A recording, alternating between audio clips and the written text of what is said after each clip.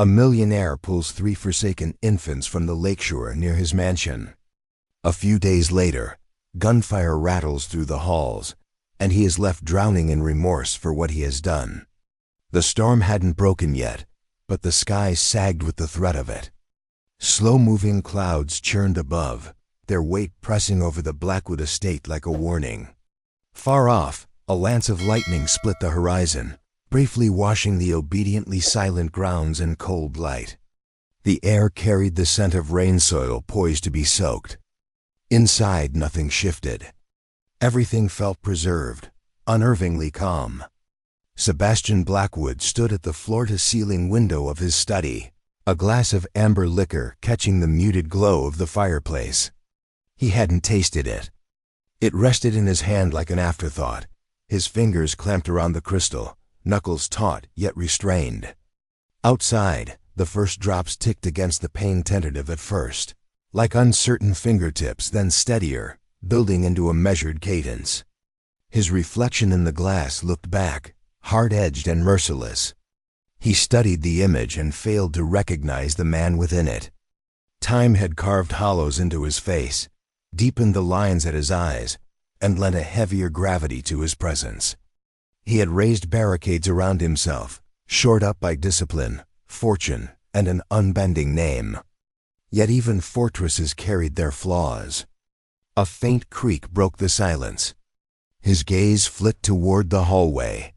He hadn't been in that room in years, but tonight, for some reason, his feet carried him there. The door was closed, as it always had been. His hand hovered over the knob. He didn't turn it.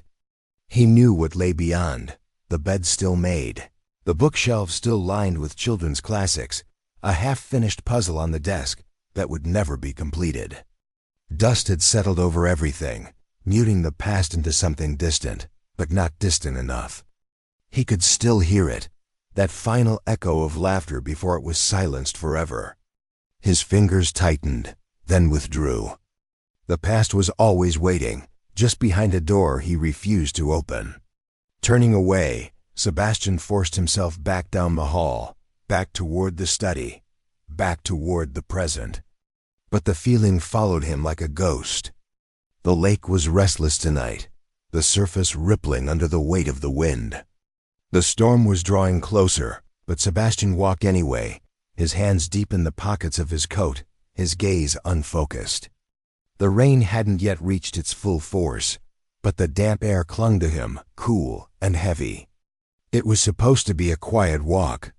He came out here when the house became suffocating, when the weight of things unspoken pressed too heavily against his ribs. Out here, the world did not ask him questions.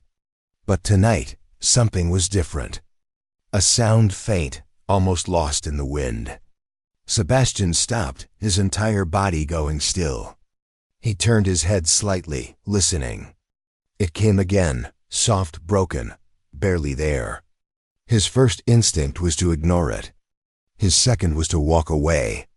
But something in the air shifted. A pull deep in his gut made his feet move before he had time to question it. He followed the sound, his boots sinking slightly into the damp earth.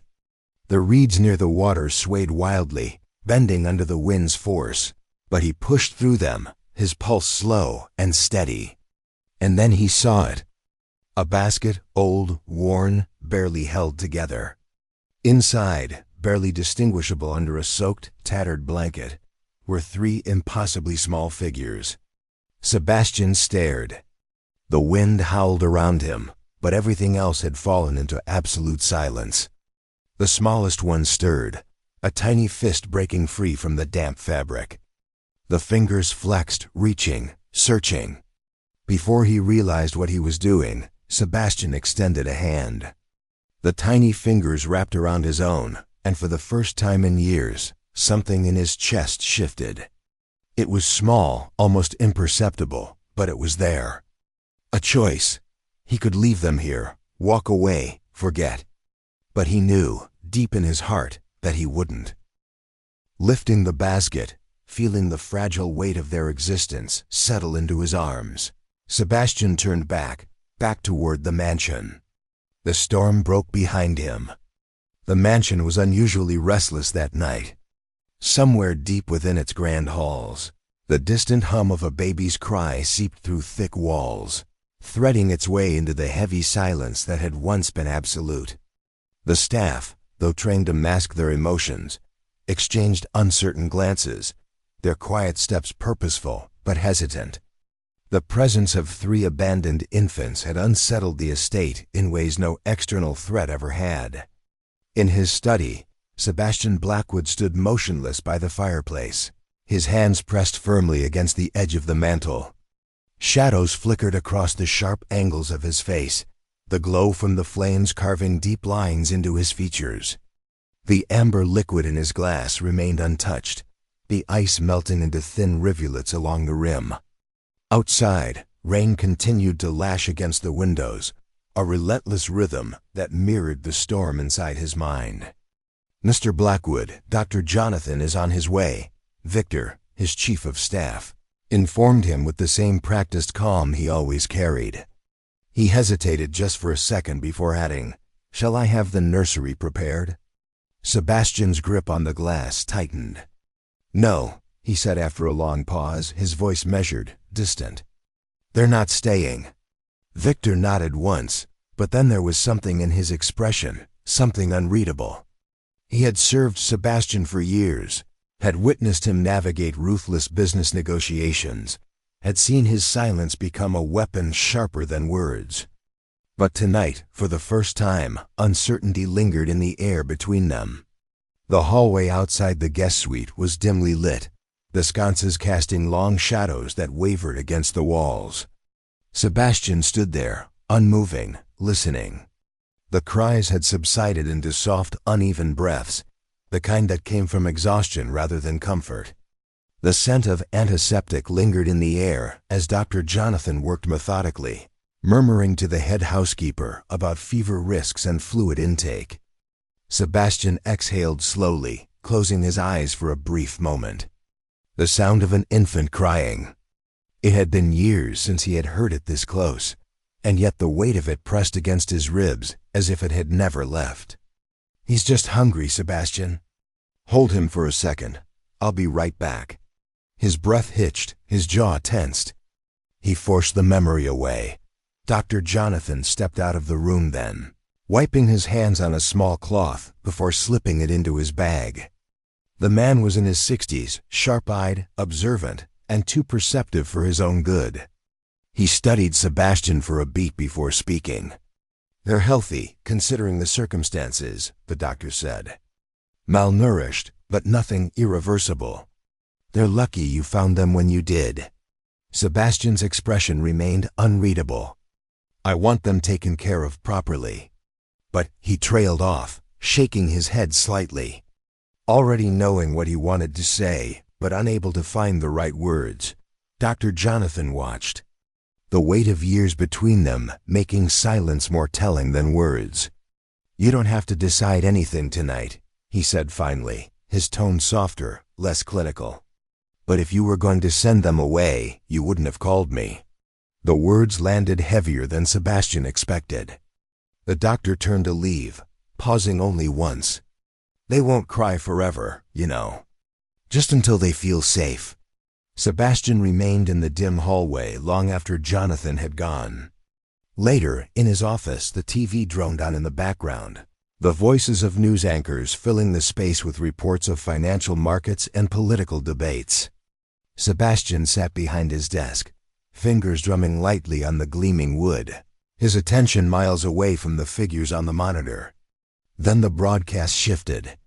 Breaking news: an international child trafficking ring tied to the criminal organization known as Black Serpent has been taken down in a coordinated raid late last night. Authorities say this may be only the beginning as investigations continue.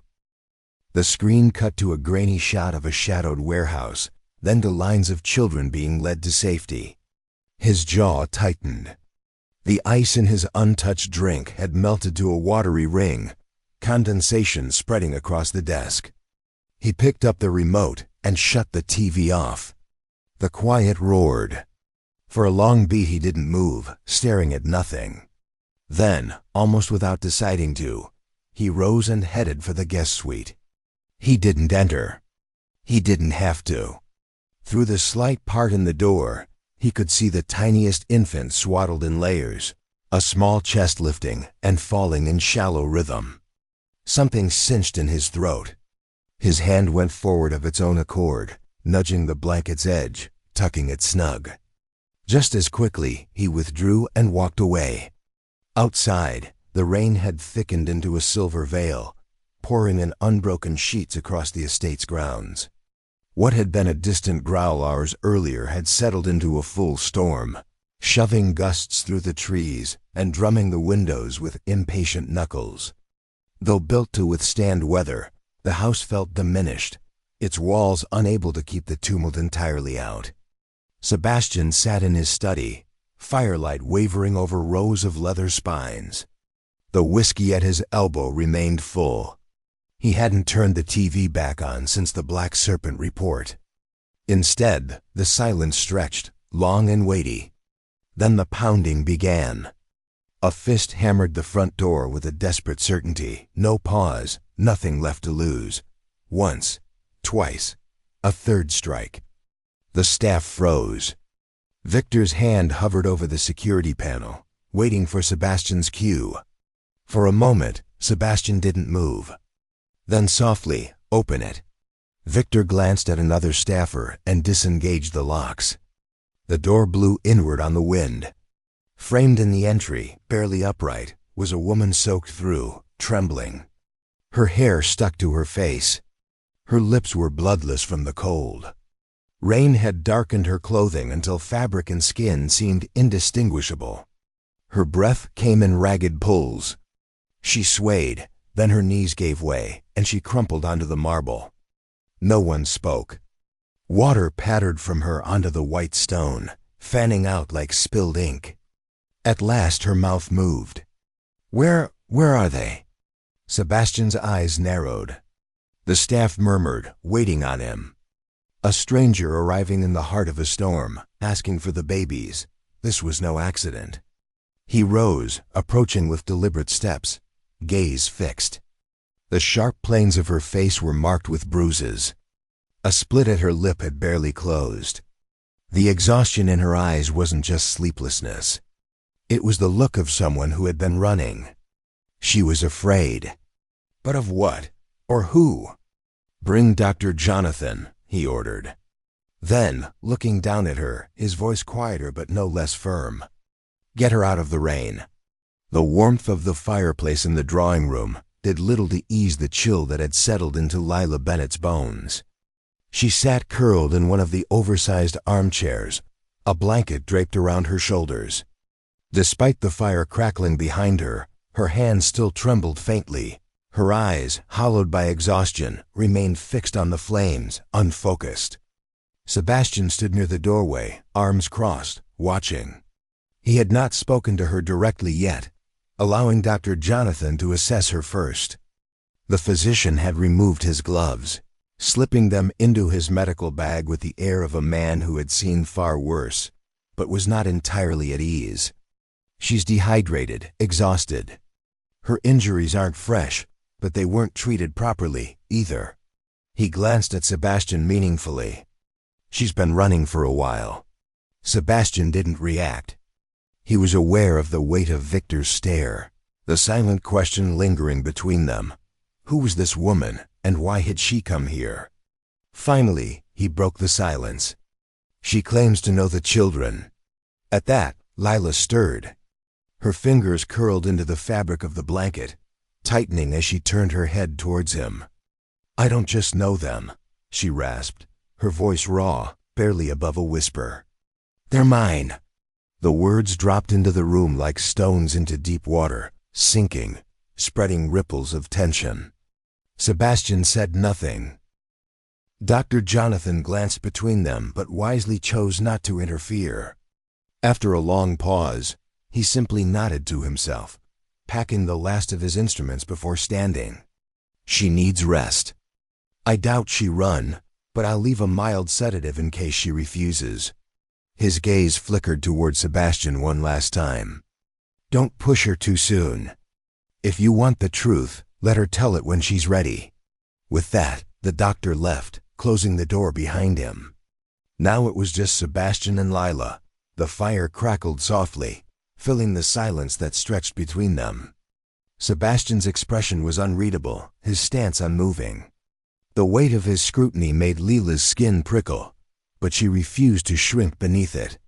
"You left them," he finally said, his voice devoid of emotion. "And now you've come back." Lila swallowed.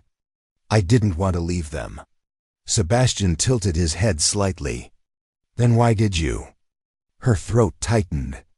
She closed her eyes for a brief moment, then opened them, locking her gaze onto his. "Because I had no choice." The air in the room shifted. Sebastian had spent a lifetime knowing when someone was lying. It was in the way they avoided eye contact, the way their voice faltered at the wrong moment, the way their hands twitched with barely restrained nervousness. But Lila, she was not lying. Something in her eyes, something raw, something shattered, told him that whatever she had run from was worse than abandoning her own children. Still, he would not let himself be convinced so easily. "Explain," he said. She hesitated only for a second before taking a slow, shuddering breath. "Victor Morrow," she said. The name sliced through the space between them, sharp, deliberate. Sebastian's fingers curled against his palm. He knew that name. He had heard it spoken in darkened rooms, in hushed voices over the years. Victor Morrow was not just a criminal.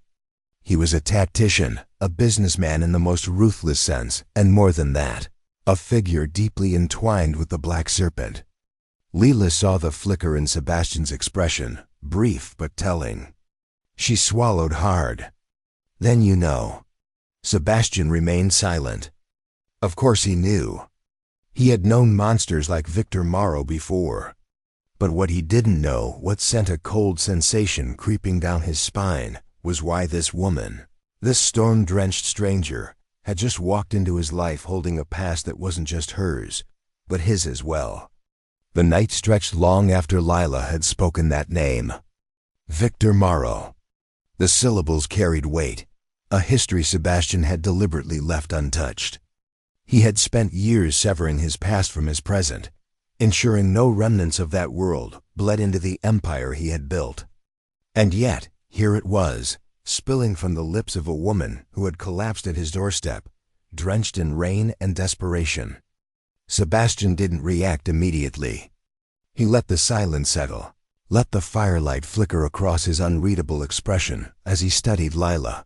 She was still trembling, though whether from the cold or the exhaustion he wasn't sure. "Your name," he finally said. She hesitated, as if the question caught her off guard. "Lila," she murmured, her voice rough and strained. "Lila Bennett." A pause. "And you?" Sebastian arched a brow slightly at the question. She had sought him out, had come here with some level of knowledge about him, and yet she was only asking now. Sebastian Blackwood. Something flickered in her gaze recognition. He didn't need her to say it. They both knew the kind of men who had whispered his name in the past. He moved toward the side table, pouring steaming tea from the porcelain pot the staff had left earlier. The sound of liquid filling the cup was the only thing punctuating the quiet. He placed it in front of her. "Drink," he said. She eyed it warily. He could see the instinct of caution, of years spent anticipating traps. But eventually, she reached for it. Her hand still shook as she lifted the cup to her lips. For a moment, neither of them spoke.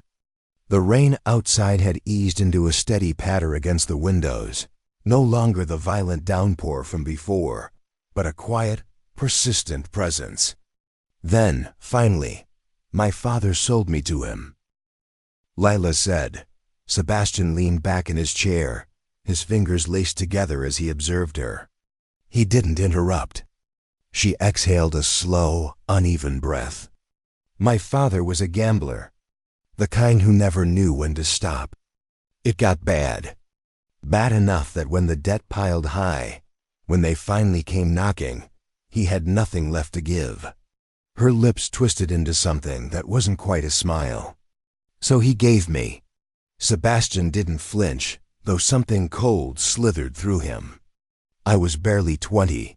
She set the cup down with deliberate care, though her fingers were still curled around it. Victor doesn't take what isn't useful to him. He didn't just want to own me. He wanted to shape me. I was a commodity, an investment. And I played along because there was no other option. Sebastian tilted his head slightly. Until? Leela's jaw tightened. Until I overheard something I wasn't meant to. She looked at him then, and this time there was no hesitation, no pause in her words. He didn't just want me. He wanted children. Not for sentiment, not for family, but for what they could be. What they were made to be. Sebastian remained still. Leela's hands clenched around the fabric of the blanket draped over her shoulders. Victor doesn't consider them his children, she said quietly. He considers them his creation, his investment. And he won't stop until he gets them back. The words sat heavy between them. Sebastian tapped a finger against the armrest of his chair, his expression giving away nothing. Why? Leela swallowed. Because they were never meant to be ordinary. Victor was involved in something bigger, something deeper. Genetic modifications. Biological enhancements. Things that go far beyond what should be possible. Black Serpent funded the research, but Victor was the one pulling the strings. Sebastian said nothing. He didn't need to. He had spent years distancing himself from that world, but that didn't mean he had forgotten what it was capable of. And now it was no longer just some distant crime syndicate operating in the shadows. Now it was here, inside his home, inside the eyes of a woman who sat across from him, wrapped in a blanket, clutching a cup of tea as if it were the only thing keeping her steady. He studied her carefully. You expect me to believe all of this? Leela didn't waver. I don't expect anything from you, she said. But I know Victor. I know what he's willing to do. I know what he's done. She inhaled sharply. And I know that if you don't believe me now, you will soon. Sebastian held her gaze. There were no theatrics in her words, no over-exaggeration, no dramatics. Just quiet, relentless certainty. And that, more than anything, unsettled him. For years, he had chosen his battles carefully. He had built everything on measured risks, on a kind of power that no longer needed blood. He'd chosen to turn from the past, and he had done it with intention. But this wasn't business. It wasn't empire building or revisiting old grudges. It was about 3 infants he'd found barely breathing by the lake, and a woman who had gambled everything to return for them. Sebastian let out a slow, controlled breath. For the sake of argument, he said, voice low and precise, let's say I believe you. He leaned forward slightly, elbows on his knees. What do you want from me? Leela's hands tightened in the blanket's folds. I don't want anything from you, she said. I just want them safe. The words landed with a quiet, irrevocable weight. He regarded her for a long beat, then eased back. His eyes drifted toward the hearth, where the flames drew long shadows across the walls. For the first time in years, he felt pulled into something not by power, not by duty, not even by vengeance, but by the echo of loss, of something taken, and perhaps something that could still be guarded. The mansion was still, but far from peaceful. The storm had moved on, leaving the soil damp and the rain scent hanging in the air. Yet the pressure inside those walls lingered, dense and unrelenting. Sebastian hadn't slept sleep was a dispensable comfort he'd trained himself to live without. He sat in his study, the fire's low glow throwing shifting shapes over the room. The ice had melted in his untouched whiskey. He didn't bother shifting the glass. Leela's words replayed. Victor doesn't consider them his children. He considers them his investment. She hadn't lied, he was nearly certain of that. Certainty, however, did nothing to blunt the danger. Sebastian exhaled and rose, crossing to the embedded security console. With a press, a grid of surveillance feeds blinked awake. Motion sensors, infrared eyes, and guards covered the perimeter's choke points. Even so, he knew better than most. Nothing is ever truly secure. At precisely 3:42 a.m., the alarms lit. Motion along the western fence flashed red. His posture didn't change, but his expression cooled into something harder. He switched feeds with practiced precision. The cameras tightened on the disturbance. 3 figures. Low to the ground, masked, armed. Competent, but not enough. Careful, but not careful enough. He watched without comment as his team flowed into position with quiet economy. Shapes peeled from the trees, encircling the intruders before they could adjust. It ended in under 2 minutes. One man tried to bolt Victor's strike, sent him into the wet soil, a boot pinning him flat. The other 2 were already out cold, disarmed and inert. Sebastian turned from the monitors. There was no need to see more. "Bring one inside," he said evenly. "Make sure he's conscious." The estate's basement was rarely touched, a remnant from another era, built for a different use.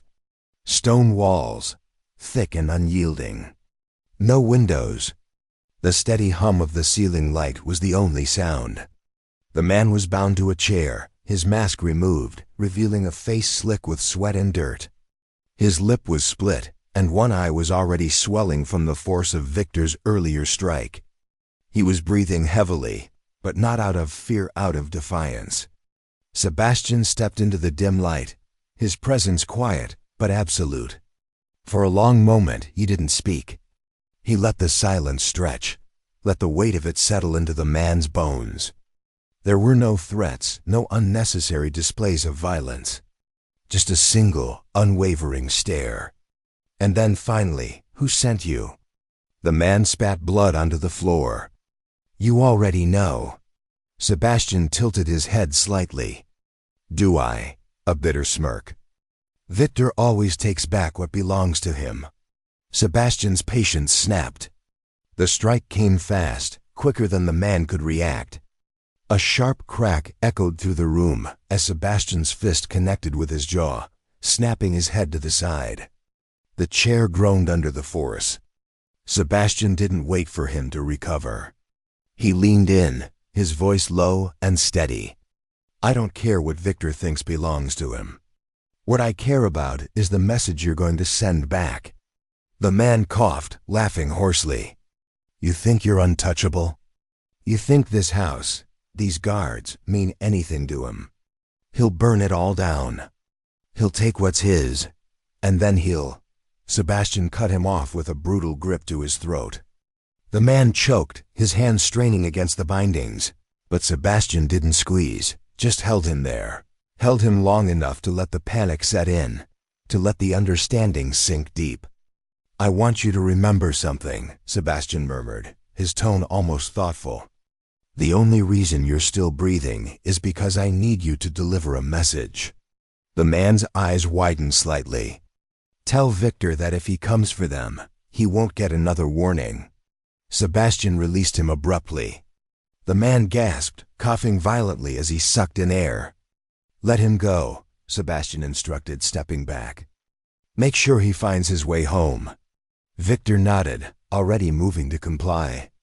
The guards lifted the man to his feet, dragging him toward the exit. Sebastian exhaled slowly, rolling his shoulders as if shaking off the weight of the moment. He had hoped there would be time. Time to plan, time to understand. But Victor had just made it clear.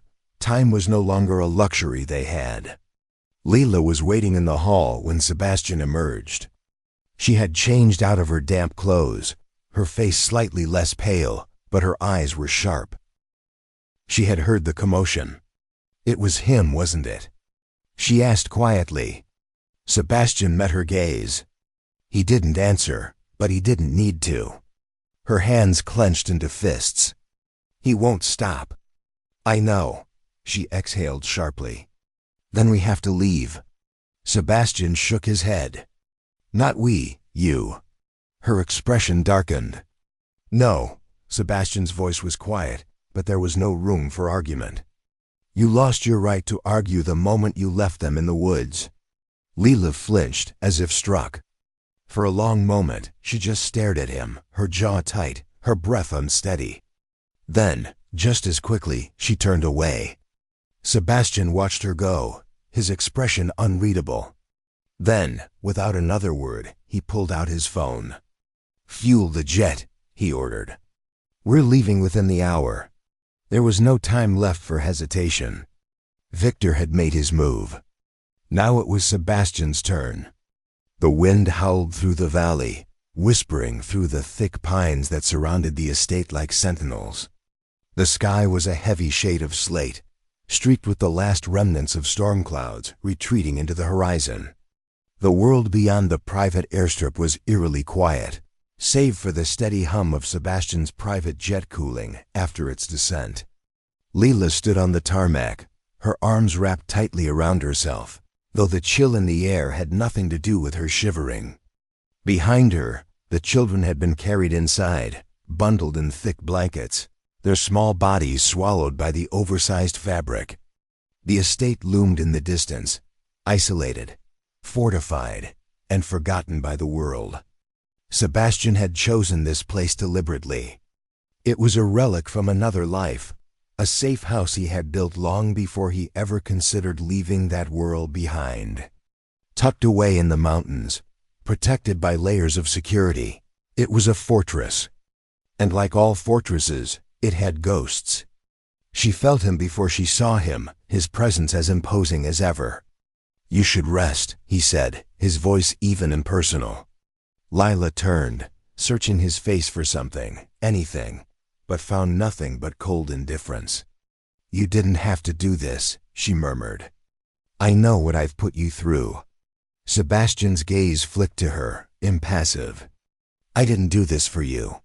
The words cut sharper than she expected. For a moment, she wanted to push back, to argue, to remind him that she hadn't asked for this. But the exhaustion in his stance told her it wouldn't matter. Sebastian Blackwood was a man who made decisions on his own terms. If she was here, it was because he allowed it. Nothing more. A part of her wished she could hate him for it. Instead, she nodded, turning toward the estate. "Where will you be?" Sebastian didn't answer immediately. Then, quietly, "Making sure no one followed us." And just like that, he was gone, disappearing into the shadows like he had been made for them. The estate was a masterpiece of steel and stone, standing against the wilderness with an air of quiet dominance. Inside, it was built for function rather than comfort. Clean lines, reinforced glass, state-of-the-art security systems. It was the kind of place meant to keep people out, not let them in. Leela stood in the nursery, watching as the children were settled. The staff Sebastian had called ahead were efficient but gentle, moving through their routines with the practiced ease of people who had done this before. She swallowed hard. This should have brought her relief. They were safe for now. But the moment she let her guard down, the moment she breathed, she would remember. This wasn't over. Victor would come. She turned away, pressing her palm to her forehead. The weight of everything threatened to collapse on top of her. And then, just barely, she heard it. Footsteps, not the hurried, calculated ones of the staff. Not Sebastian's steady, measured presence. Something smaller, softer. Leela turned. One of the children, Liam, stood in the doorway, his tiny fingers curled around the frame, wide eyes watching her with a mixture of curiosity and uncertainty. Her breath caught. He was so small. Too small. She had missed so much time. Her throat tightened. "Hey, sweetheart," she whispered. Liam didn't answer. He didn't run to her, didn't reach for her. He simply stood there, as if waiting. Leela felt her knees weaken. But before she could say anything else, one of the nannies appeared, scooping Liam up effortlessly. "Come on, little one," she cooed, carrying him away. "Time for bed." Layla watched as he disappeared down the hall. Would they ever know her? Or had she lost them the moment she left them behind? Sebastian hadn't meant to stop. He had every intention of heading straight to his security room, scanning the perimeter, reinforcing the defenses. But something pulled him toward the nursery. He told himself it was precautionary. A final check. A habit. Yet, as he stood there, leaning against the doorway, watching the rise and fall of their tiny chests, he felt something else entirely. A quiet unease. They were so small. And for the first time, he wondered if this was a mistake. Not the safe house, not the security, but his involvement. These children, they weren't his to protect. They weren't his responsibility. He had stepped into this because of circumstance, because of Lila, because of a name from his past that he hadn't spoken in years. And yet, he hadn't been able to walk away. Something stirred. A faint noise. A small whimper. Before he could think, before reason could form, he was already moving. The tiniest one Chloe shifted in her crib, her little fists opening and closing as a thin cry slipped out. Sebastian went still. He expected the staff to appear, to soothe, to handle it as always. No one came. She cried again, and before logic could intervene, his arms were already lifting her, drawing her against his chest. The instant she settled into him, the sound stopped. She curled into his warmth minute, fragile, alive. Sebastian stood there, motionless. This wasn't in the plan. None of it was in the plan. Yet, in the hush and low light, holding a life so small against his own, something altered. Something he wouldn't name. Something that frightened him more than any enemy ever had. Which continent are you listening from? Drop it in the comments, we'd love to know. The world beyond the ground stayed quiet, but he knew better than to trust silence. Victor Morrow was not the waiting kind. 2 days had passed since the relocation, and while the safe house walls remained unbreached, a tautness had settled into Sebastian's bones. He'd spent the day pulling threads, old contacts, unpaid favors from a life he denied. The picture was clear. Victor's patience was thinning. Publicly, the story was neat. Morrow rejected everything. In statements, he called the claims slander, waving off any black serpent links as desperate lies from enemies. On the surface, he looked like a polished magnate who'd left the underworld behind.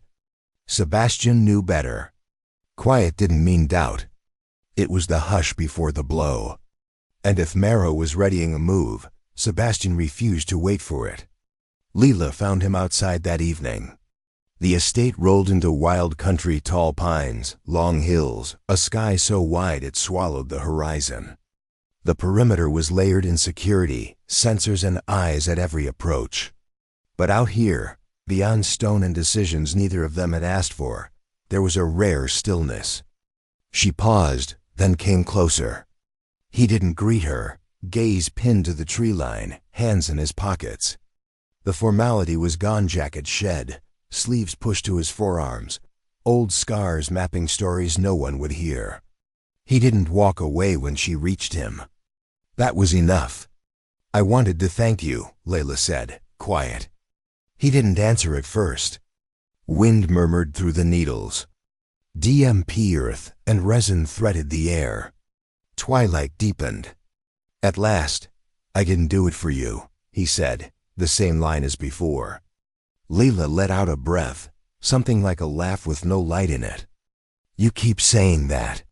His eyes flicked to her, unreadable. "Maybe it's true," she said. "Maybe you're doing this because it's convenient, or because you hate Victor more than you care about any of us.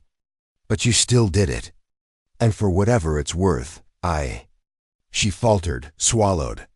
"I know I don't deserve this." He was quiet for a long moment. When he spoke, his voice was low and steady, carrying the weight of something neither of them would name. "You don't get to decide what you deserve." She really looked at him then. Whatever she meant to say, whatever feeling caught at her throat, she let it pass unspoken. And Sebastian, for once, didn't push. That night, he chose a course. Lila had spent years running, hiding, surviving. If Victor was coming, if a war was set, survival alone wouldn't hold. She would have to fight. She would have to be ready. The training started the next morning. Lila barely had time to argue before Sebastian was leading her to an empty wing of the estate, an old storage space converted into a private training area. The floors were padded, the walls reinforced, a space built for precision, for control. "This is unnecessary," she said, arms crossed, eyeing him warily. Sebastian didn't humor her with a response. He tossed a training knife onto the mat between them. Lila's jaw tightened. "I know how to defend myself, do you?" Sebastian tilted his head slightly. "Because the last time you ran, you left 3 children in the woods." Her breath hitched. The words landed exactly as he intended. Cold, precise, a calculated cut. Rage flickered behind her eyes, but she didn't back down. Instead, she picked up the knife. "Fine," she said, her grip tightening around the handle. "Teach me." Sebastian stepped forward. And he did. It wasn't kind. It wasn't gentle. Sebastian didn't hold back. She expected hesitation, expected him to take into account that she was smaller, that she wasn't trained, that she had spent years as prey rather than predator. But Sebastian Blackwood had never been the kind of man who believed in mercy. She lunged. He dodged. She struck again. He caught her wrist effortlessly, twisting her grip just enough to make her drop the knife. Lila swore, yanking back. Sebastian let her, stepping away with practiced ease. "Your form is sloppy," he observed, voice calm. "Your stance is unbalanced, and you're leading with emotion instead of instinct." Lila's fists clenched. "This isn't some business deal, Sebastian." "No," he agreed. "It's a fight. And if you keep fighting like this, you'll lose." She hated that he was right. But she hated Victor more. So she gritted her teeth, adjusted her stance, picked up the knife, and when she lunged again, this time she didn't miss. By the time they stopped, Lila was exhausted. Her arms ached, her breathing was uneven, and she had lost count of how many times Sebastian had knocked her off balance, forced her to recalibrate, to rethink, to react. But she had learned.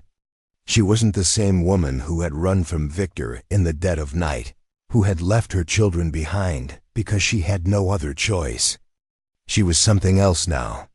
Something sharper. Something that could fight.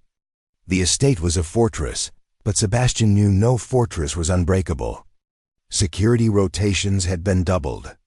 Surveillance feeds were monitored with precision that bordered on obsessive. No one entered or left without his explicit knowledge. And yet, Victor had found them. Sebastian didn't believe in coincidences. There was a leak. A mole. Someone within his circle had sold them out. It started with a flicker in the security feed. A half-second of static, barely noticeable, easily dismissed. But Sebastian noticed everything. His fingers moved over the control panel, switching between camera angles. The outer perimeter remained untouched, the main entrance locked down. And yet, the feeling in his gut, the instinct honed over years of survival, told him something was wrong. He didn't have to wait long for confirmation. Victor's voice crackled through his earpiece. "We've got movement. West side. Near the ridge." Sebastian's jaw tightened. "How many?" A pause.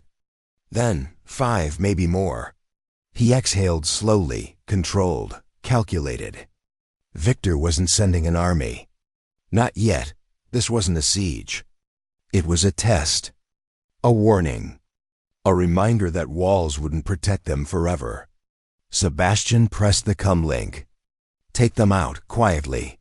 Outside, the night swallowed the estate in heavy silence. The intruders moved with practiced efficiency, men who had done this before, who knew how to kill in the dark. But Sebastian's men were better. The first went down without a sound, a knife sliding between ribs, a body crumpling into the damp earth. The second had just enough time to register movement before a suppressed shot ended him. 3 left. Sebastian watched from the security feed as Victor's team closed in. A brutal surgical takedown, efficient, merciless, except one of them ran. Not toward the fence, not toward an escape. Toward the house. Toward Leela. Leela had been in the study when she heard it. The distant pop of silenced gunfire. The faint tremor in the floorboards that told her something was wrong before she even processed the sound. She didn't run this time. Her fingers curled around the weight of the gun Sebastian had placed in her hands 2 nights ago. She hadn't wanted it then. She hadn't thought she'd need it. Now she wasn't sure she'd survive without it. Footsteps. Heavy. Unfamiliar. Coming closer. Think, Leela. She moved quickly, pressing her back against the wall near the doorway, her breath steadying. The gun was cold, foreign in her grip, but she held it anyway. The footsteps stopped. A shadow stretched across the threshold. A man stepped inside. Not Sebastian. Not Victor. Not one of theirs. He hadn't seen her yet. His attention on the empty room. His body tense, his gun raised, searching. Leela could hear the blood pounding in her ears. She had seconds to decide. Her hands were shaking. Her throat was dry. But she remembered Sebastian's words. Don't hesitate. If they get close enough to hesitate, you're already dead. She didn't think. She pulled the trigger. The gun kicked harder than she expected. The shot was messy, clumsy, but it hit. The man stumbled back, a strangled noise leaving his throat. Blood spread across his chest. He looked at her then, eyes wide, surprised, as if he hadn't expected this, hadn't expected her. Then, slowly he fell. Leela's breath came fast, uneven. She kept the gun raised, her arms locked, even as her legs threatened to give out beneath her. She had killed a man. She had killed a man. The thought crashed into her, heavy and violent. Then, another noise. Footsteps. This time, familiar. Sebastian. He stepped into the room, his gun already drawn, his expression sharp, scanning the scene. His eyes landed on the body, then on Leela. And for the first time, she saw surprise in his gaze. She swallowed hard, her grip still tight on the gun.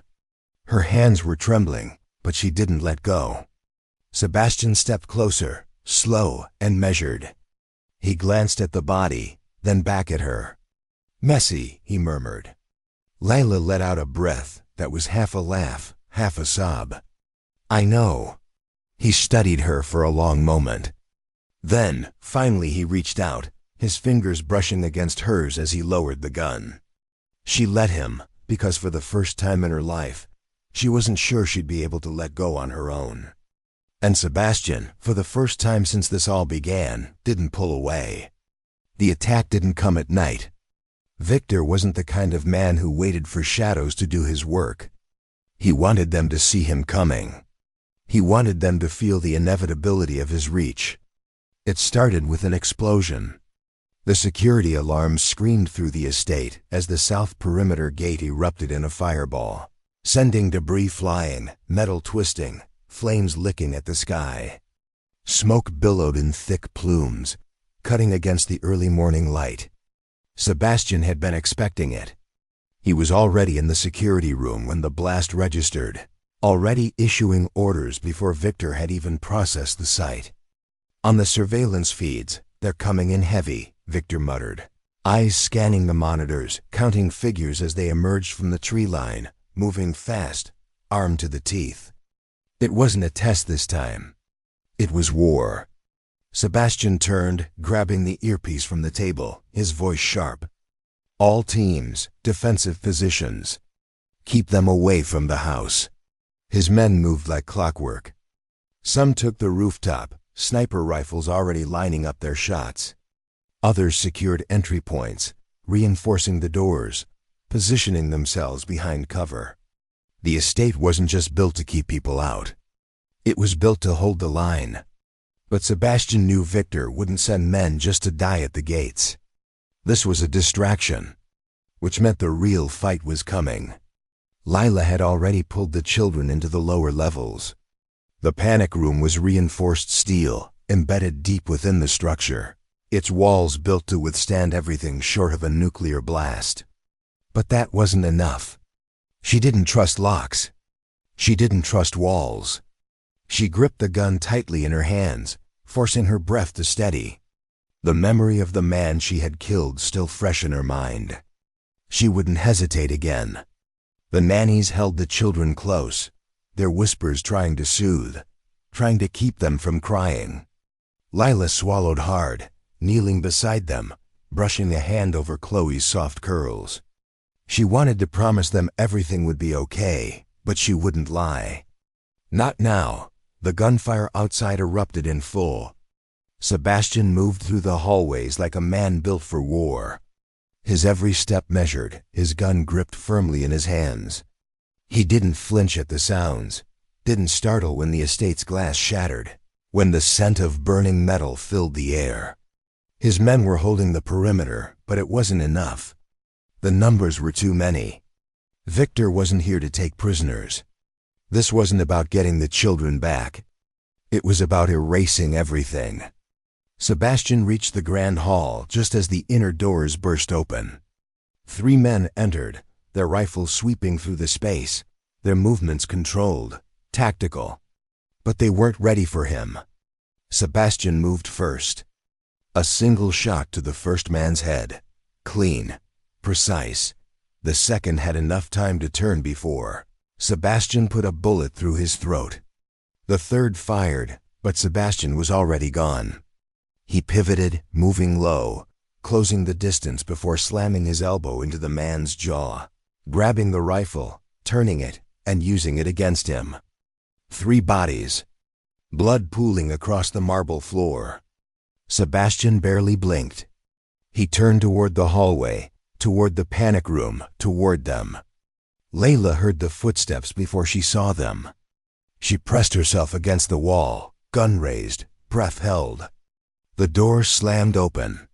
A man stepped in, and she fired. The bullet tore through his shoulder, sending him spinning back, crashing against the wall. He groaned, clutching at the wound, trying to reach for his gun. Lila didn't give him the chance. Once, she fired again.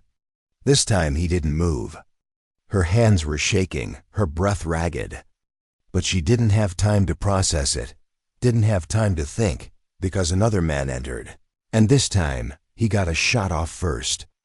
The impact hit her hard.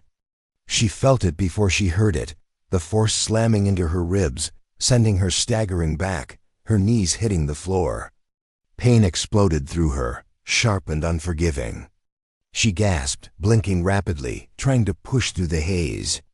The man lifted his gun again. And then Sebastian was there. The shot came fast. The man didn't even get the chance to turn. His body crumpled before his brain could register what had happened. Sebastian stepped over him without hesitation, his eyes locked onto Lila. She was slumped against the wall, blood seeping through her shirt, one hand clutching her side, her breaths too shallow. Sebastian's heart roared in his chest. He dropped his gun, kneeling beside her. Lila, his voice was low, steady, but she heard the urgency beneath it. She laughed weakly. That bad? He pressed his hand against the wound, forcing pressure. She flinched. Stay awake. Her head tilted slightly, her breathing unsteady. Kids ... They're fine, Sebastian said immediately. You did good. But you have to stay awake. She exhaled a trembling breath. Hurts, Sebastian's jaw locked. Something burned in his chest, something he hadn't felt in years. He had lost too much already. He wouldn't lose her too. Not like this. He turned toward the doorway, toward the chaos still raging outside. He was done holding back. Sebastian Blackwood had spent years interring the version of himself he once was. Tonight he would exhume him, and Victor Morrow would regret ever stepping into his realm. The bodies were still warm. Smoke threaded through splintered corridors, gunpowder mingling with blood, charred wood, and the metallic snap of adrenaline. Sebastian slipped through it all like a shade. His men had locked down most of the grounds, but he wasn't taking inventory. Only one name remained. Victor Morrow was inside these walls. Sebastian meant to finish it. He found him by the east wing. Victor stood in what had been Sebastian's private study, ringed by the fallen, some his, some Sebastian's. Low flames lit the hearth, tossing jagged shadows across shredded upholstery and glittering shards of glass. He looked exactly as memory preserved him, precise, controlled, lethal. But this wasn't business. Not anymore. Victor turned, unhurried, a pistol loose at his side.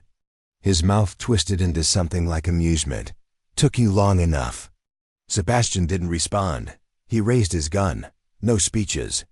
No warnings. He fired.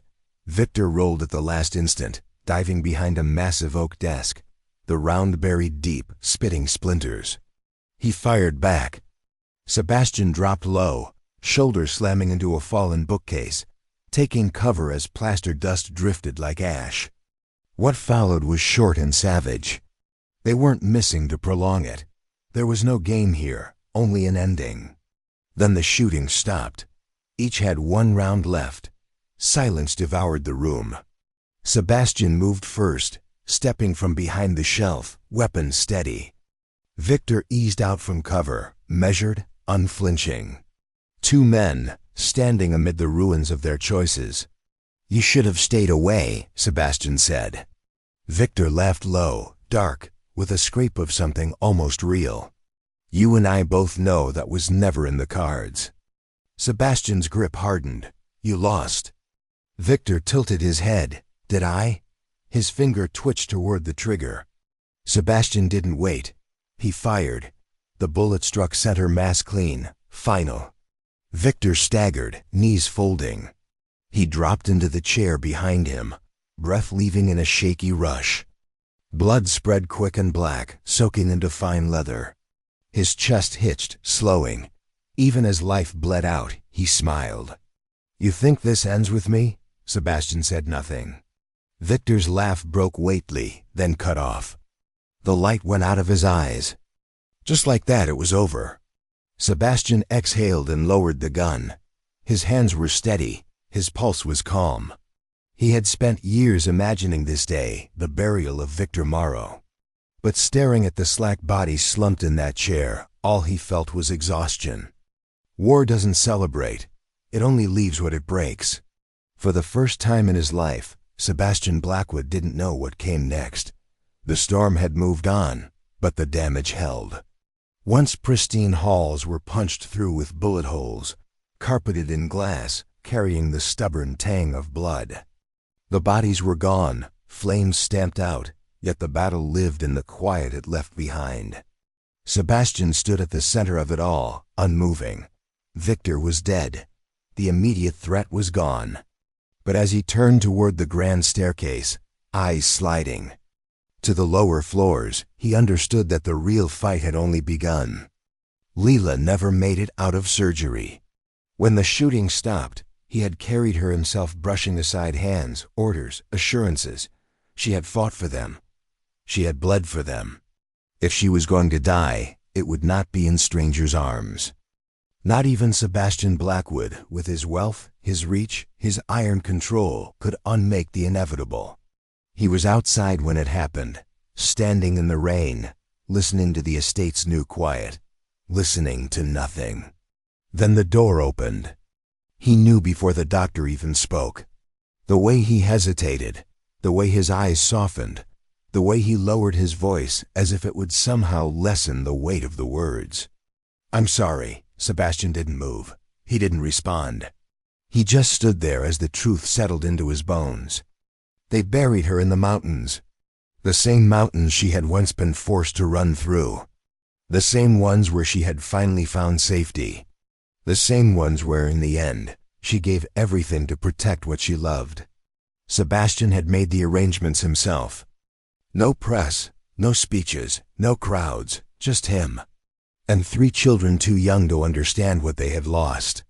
The wind howled through the valley as he stood over the grave, hands in his pockets, jaw tight. He hadn't spoken since it happened. Not to Victor. Not to the staff. Not even to himself. But now, staring at the freshly turned earth, at the stone that bore her name, he finally broke the silence. You won. The words were quiet, almost bitter. You said you didn't care what happened to you, as long as they were safe. He exhaled, slow and steady. You got what you wanted, Lila. But he wasn't sure if she had won anything at all. The days passed, but time didn't move the same way it used to. The house had changed. Not in the way it looked, but in the way it felt. The security measures remained. The walls still stood, but the air inside was different. Lighter somehow, quieter, not empty. Just waiting. Sebastian caught himself lingering near the nursery, watching them sleep. It was a habit now, a ritual he hadn't meant to form. Every night, after the staff retired, after the world outside fell into silence, he would find himself there, watching, listening, reminding himself why he was still here. One night, Liam stirred. His small face scrunched, his tiny fingers curling and uncurling as if searching for something unseen. Sebastian hesitated. Then, before he could think too much about it, he stepped inside. The floorboards didn't creak. The shadows didn't shift. The world didn't end. He reached down, adjusting the blanket. Liam's tiny hand grasped onto his sleeve. Fingers curling around the fabric, holding on without thought. Sebastian froze. His breath hitched. His fingers twitched. And for the first time in years, he didn't pull away. The world still turned. The threats still existed. Victor was gone, but his words weren't. You really think this ends with me? Sebastian didn't. He knew better than anyone that men like Victor didn't operate alone, that power didn't die with a single bullet. There would be more. There would always be more. But as he stood on the balcony that night gazing across the dark horizon, the soft breaths of the children carrying from the room behind him, he understood what had to be done. He wasn't fighting for himself anymore, not for vengeance, not for dominance, for them, for a future worth guarding, for a battle that hadn't ended, not yet.